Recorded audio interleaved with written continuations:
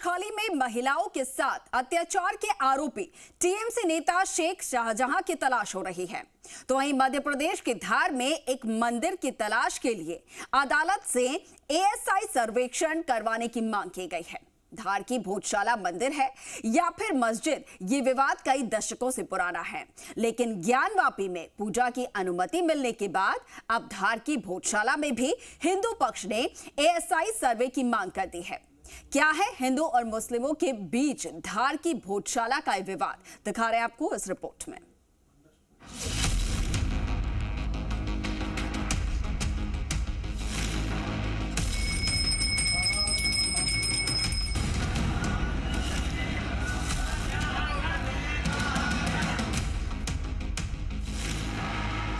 ज्ञानवापी विवाद में हिंदू पक्ष को तहखाने में पूजा की इजाजत मिल गई और अब धार की भोजशाला में भी हिंदू संगठन पूजा का अधिकार मांग रहे हैं। करीब 3 दशकों से विवादित धार की भोजशाला मंदिर है या मस्जिद, इसे लेकर Hindu front for justice trust ने हाईकोर्ट की इंदौर खंडपीठ के सामने एएसआई सर्वे की अपील की है।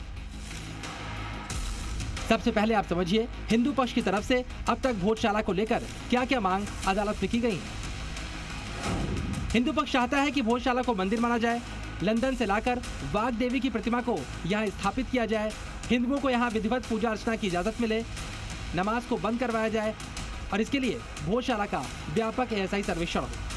हिंदू पक्ष का मानना है कि सर्वेक्षण के दौरान खुदाई में मूर्तियों समेत ऐसे बहुत से साक्ष्य मिल जाएंगे जिससे यह साफ हो सकेगा कि ये मस्जिद नहीं बल्कि पूरी तरह से मंदिर है।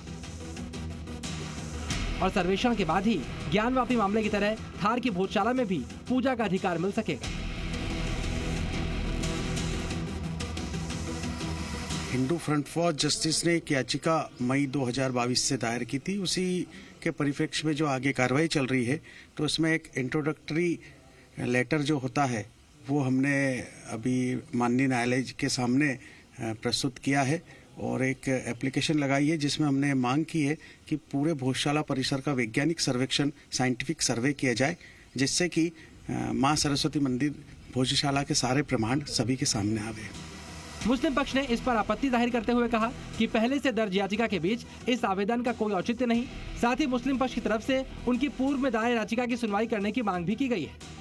विरोध मुस्लिम पक्ष की तरफ से मेरे द्वारा यह कहकर किया गया कि जब तक आप आदेश को या तो यथावत रखने का फाइनल ऑर्डर नहीं दे देते या फिर इस ऑर्डर को आप निरस्त नहीं कर देते, अपास्त नहीं कर देते, तब तक इस तरह का अंतरिम आदेश पे कोई भी आदेश, अंतरिम अर्जी पे आदेश पारित करना उचित नहीं है, क्योंकि इस आदेश का कोई महत्व नहीं रह जाएगा। मुख्य तौर पर ये सुनवाई भी माननीय उच्च न्यायालय ने इस आदेश को अभी पारित नहीं किया है और मामला सुन करके रख लिया।